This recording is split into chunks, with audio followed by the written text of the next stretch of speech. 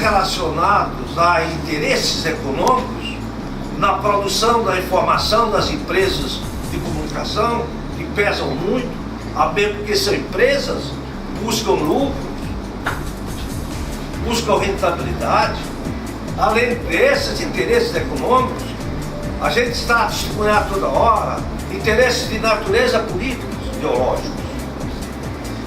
Eu não vou me alongar, porque eu até vou fazer uma palestra, mas eu gostaria muito de debater esse assunto com profundidade e com isenção, e trazer à informação fatos concretos que passam ao largo da imprensa e que talvez são de interesse da sociedade. Porque as empresas de comunicação, por serem elas concessões do serviço público, deveriam priorizar os interesses da sociedade. E o que se faria através da promoção da cultura e da priorização da cultura. Eu vou encerrar, porque eu não quero colocar um debate, mas me animaria muito debater isso. Mas, em juízo de mundo, é óbvio que a ponderação de interesse ela é sempre feita no caso concreto. Lógico, lógico. Por isso que eu estou dizendo, o senhor fez parcialmente, diante de um fato da informação, e não do outro fato. Porque são dois princípios. Justamente. Você não faz cotejo, nem faz comparação. Entendeu? Em outro caso. Mas de qualquer sorte eu quero desculpar. Vamos fazer aqui. Eu não contei e disse. Vamos fazer aqui a minha presidência, que debate você para o final. Se nós ficarmos em debate agora, nós não sairemos muito. Mas eu só quis então eu volto a palavra. Obrigado. Volto a palavra ao nosso. É que eu quis socorrê-lo. Eu peguei a deixa e eu Obrigado. Bom, só para contar então a história dessa reportagem. O construtor procurou a Polícia Federal falou que ia ajudar, enfim, não fez nada, ele procurou a gente conseguiu a gravação. Com essa gravação em mãos, a gente chegou até conversar com o pessoal da Polícia Federal e eles também falaram que não queriam, de certa forma, auxílio, ou pelo menos a nossa singela ajuda ali, né? Humilde ajuda. Eles não queriam. Enfim, a gente continuou tocando a reportagem com a investigação jornalística, que acaba, de certa forma, tendo até um pouco mais de liberdade do que uma investigação tradicional da polícia, porque o jornalista, ele, de certa forma, não se detém o segredo de justiça não lhe cabe, né, de determinada situação. E, enfim, a gente levou a reportagem, foram 7 meses, quase 8 meses, para conseguir finalizar a reportagem, porque assim, a gente tinha um fato, a gente precisava realmente checar as informações e eu finalizei a reportagem, passei o texto com o pessoal do Jornal Nacional, matéria aprovada, para ir ao ar. A gente não sabe como, é suspeita.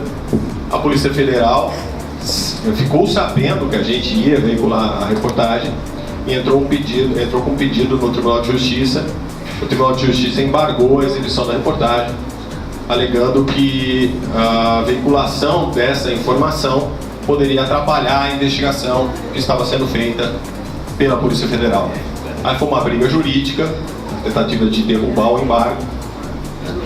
Mas a direção de jornalismo acabou optando por ter uma ideia um pouco mais light em relação, a postura um pouco mais light em relação a isso, porque não era o nosso objetivo também atrapalhar o trabalho da Polícia Federal. O problema é que eu tinha uma viagem para a Europa, eu estava marcada, e qualquer alteração na reportagem ficaria inviável, teria que outro repórter fazer.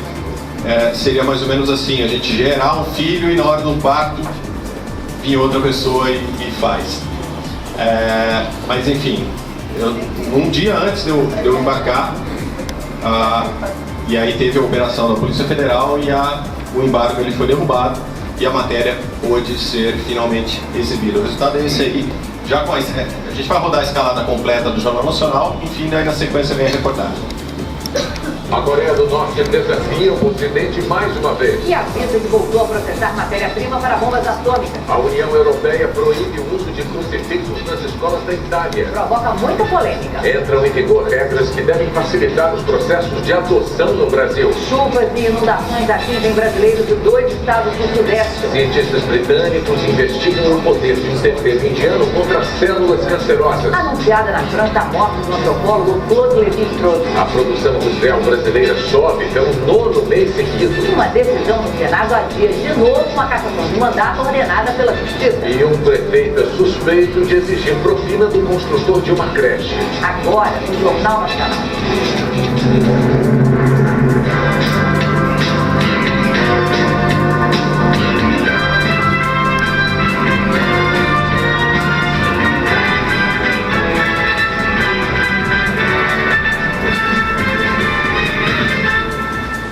Boa noite. Boa noite. O Jornal Nacional de hoje vai começar com a denúncia de um crime e com imagens comprometedoras. O prefeito de uma cidade do interior paulista é suspeito de exigir propina na execução de uma obra pública. A reportagem é de Rildo Herrera e João Paulo Nunes. Quando venceu a concorrência pública para a construção de uma creche em Monte Castelo, interior de São Paulo, este construtor acreditou que seria uma oportunidade para o crescimento de sua empresa, mas não imaginava o que iria acontecer. Autorizaram a gente começar essa obra. Quando a gente fez, colocamos dinheiro, que a gente é uma empresa pequena e recém-iniciada, aí começou as pressões para a gente pagar, pedir dinheiro. A obra, de R$1 milhão, é financiada pelo Fundo Nacional de Desenvolvimento da Educação, do governo federal.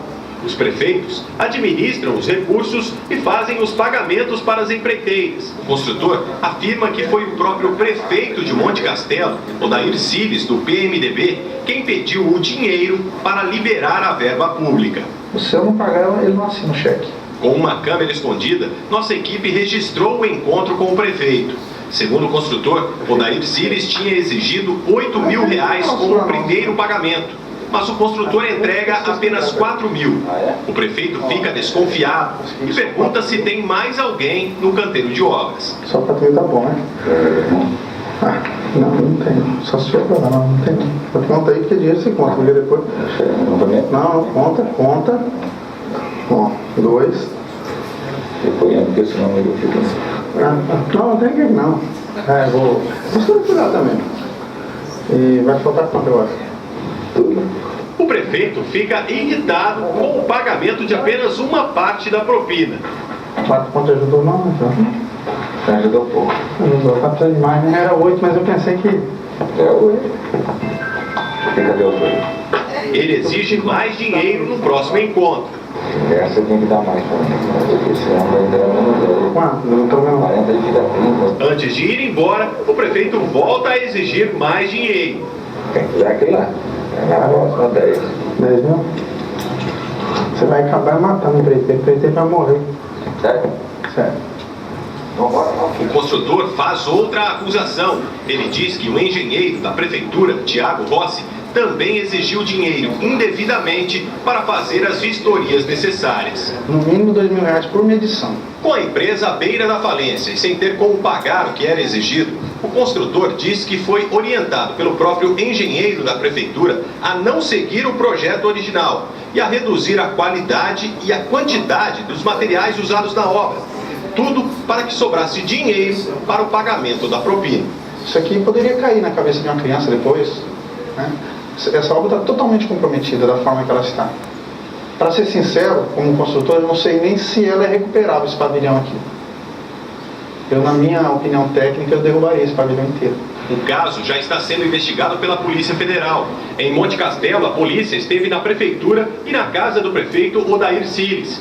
Os policiais também foram a Dracena, que fica a 20 quilômetros de Monte Castelo, para recolher documentos na casa e no escritório do engenheiro Tiago Rossi. O engenheiro não quis comentar as acusações. Só umas perguntas. Nada? Não. O prefeito negou as acusações, mesmo depois de ter sido avisado das imagens em que ele aparece recebendo dinheiro do construtor. A gente tem imagens do senhor recebendo R$4 mil de propina de um construtor. Como o senhor explica isso? Não, eu não tenho esse conhecimento de jeito nenhum. Isso não procede. Essas imagens, elas provam que o senhor está recebendo, no caso, a propina do construtor. O senhor em nenhum momento diz que... Eu nunca recebi. Não tenho, nunca recebi nada. As investigações da Polícia Federal e do Ministério Público Federal começaram há 6 meses. O prefeito Odair Cires e o engenheiro da Prefeitura, Thiago Rossi, continuam nos cargos. Um senador condenado por compra de roupa. Esse foi o resultado da reportagem. Alô? Vocês perceberam que a gente tinha imagem do engenheiro numa obra, numa construção. Fazendo a reportagem, a gente também percebeu que na investigação, na nossa investigação, a gente percebeu que a gente não teria imagem do engenheiro. É o que fazer. A gente, em Dracena, era uma sucursal da TV, um escritório, uma afiliada. A gente, conversando com o pessoal da afiliada, falou: pô, por que vocês não fazem uma matéria sobre profissões, filhos que seguiram a profissão do pai? E o pai e o filho eram engenheiros. E a gente deu o exemplo, falou: pô, procura esse cara aqui que é legal. E sem a equipe da sucursal, ela não sabia nada sobre o assunto. Porque, assim, é uma das coisas que a gente tem por princípio, tem que manter o sigilo, tem informação para que não vaze. E outra coisa, enquanto a gente não tem confirmação do que está acontecendo, a gente não vai veicular aquilo e não quer que essa informação vaze, até para evitar que uma situação acabe sendo maquiada. E foi feita uma reportagem com ele, essa reportagem foi ao ar normalmente, mas a partir desse momento, a gente que era do núcleo especial, a gente passou a ter então no arquivo nosso imagens do engenheiro, que se ele fosse preso de repente, em televisão é imagem, e se ele fosse preso e a gente não acompanhasse a prisão dele, ou de certa forma não tivesse uma imagem dele, a gente usaria o arquivo para ilustrar a reportagem. Mas enfim, o prefeito foi afastado do cargo e responde criminalmente também, tá? Basicamente é isso. Aproveitando então, justamente para reforçar isso, que eu acho que essa parceria entre a justiça, entre a imprensa, acho que quem ganha, no fundo, acaba sendo a população. Eu costumo brincar, a gente tem Clark Kent, Super-Homem, é um jornalista, o Spider-Man, né? Peter Parker, é um repórter fotográfico, é um jornalista. E o jornalista ele é meio que um super-herói, porque ele acaba, de certa forma, defendendo os fracos e oprimidos, a população, a parte da população que acaba sendo prejudicada. Eu acho que essa analogia vale também para o Poder Judiciário. Então, é isso. Agradecer mais uma vez a oportunidade e espero que tenha colaborado com esse debate, com as informações, tá? Obrigado.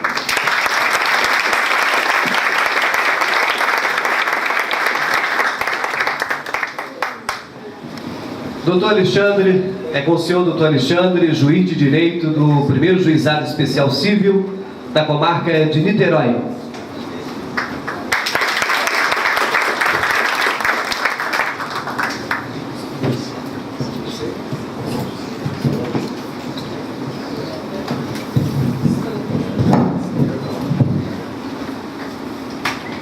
Bom, eu queria agradecer a presença, o convite de participar desse encontro. Não sabia exatamente quem seria o público-alvo. Fico aqui muito gratificado em rever amigos aqui que eu fiz, porque fui juiz aqui em Búzios, cadê Carlos? Tá aí? Quando é que foi? 2002, né?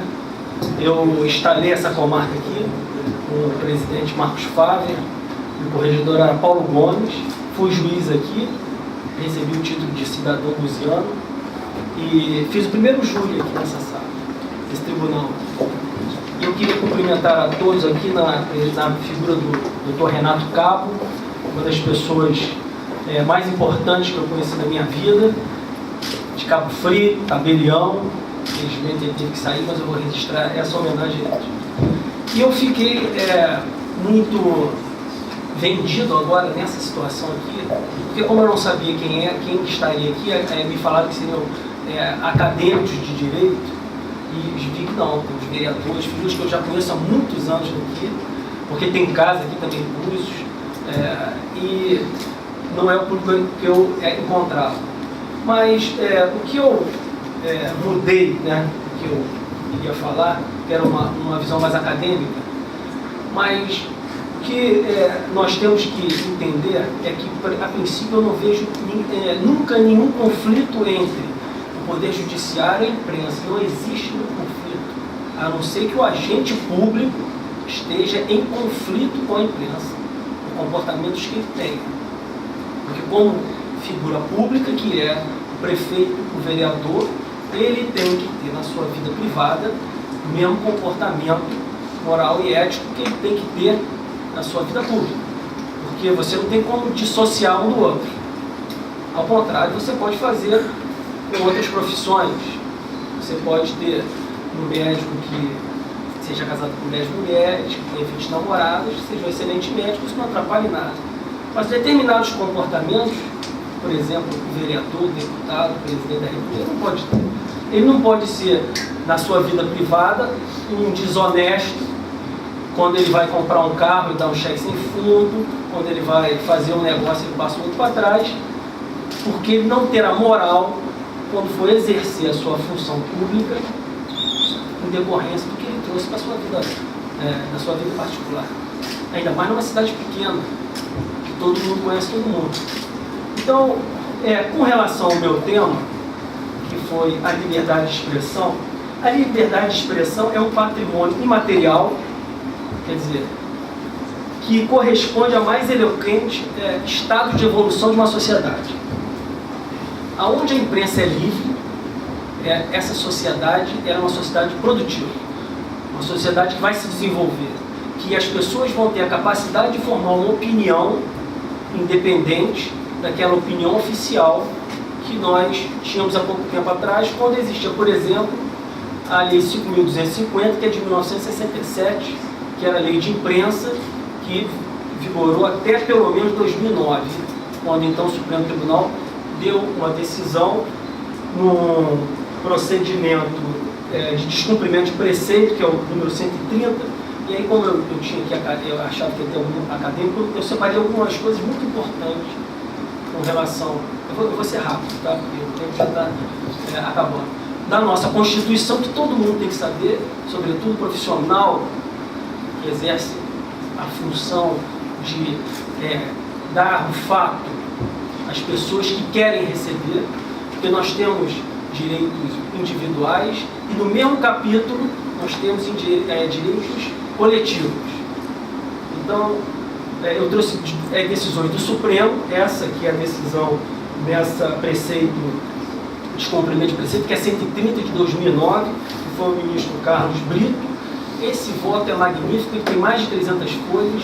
Quem é profissional tem que conhecer esse voto, e outros votos que reiteram esse entendimento, e outros votos que são do ministro Salomão, que tem outros aspectos também muito importantes para a profissão, para o exercício da profissão de quem tem interesse em trabalhar divulgando as notícias. Mas se você vai falar em liberdade, você tem que pegar o texto principal, que é a Constituição da República. E logo aqui no início, você tem, no preâmbulo, por exemplo, da Constituição, a nossa federação, ela tem uma função fraternal. Então a gente já começa com isso. Mas a República, ela, no artigo 1º, como fundamento, quer dizer, o pilar da nossa República, ela é de dignidade da pessoa humana. Então, o principal fundamento da nossa Constituição é a dignidade da pessoa humana. Que dignidade é essa? A dignidade é o oposto ao que não é digno. Então, se a pessoa não tem informação, aquilo afeta a dignidade dela. Ela não vai ter cultura, ela não vai ter poder, capacidade de formar uma opinião, e aquela opinião que a imprensa forma é a opinião pública, que é um patrimônio da própria sociedade, e a gente tem que fazer a distinção entre o meio de imprensa ético do meio de imprensa que não é ético, o meio de imprensa que tem a capacidade de compromisso com a informação quer dizer, com ânimos informantes, que exclui o dolo, e a matéria que ele vai apresentar diante da agilidade daquela situação que ocorre, ela não pode ter a mesma cognição de se exaurir os fatos como um processo judicial. O repórter, ele tem que passar a informação rápida, ela tem que ser pelo menos verossímil, ela tem que parecer que é verdadeira. Ela não precisa ser verdadeira, absolutamente verdadeira, mas ela tem que ter um conteúdo. E aqui eu vou até usar o exemplo do colega, baseado na interpretação do ministro Salomão. Se ela é verossímil e eu tenho um carro preto e ela diz que meu carro é vermelho, o objetivo da matéria é dizer o quê? Que eu tenho um carro. Se ele é preto e é vermelho, a informação não é falsa. Ela tem um fundo de verdadeiro.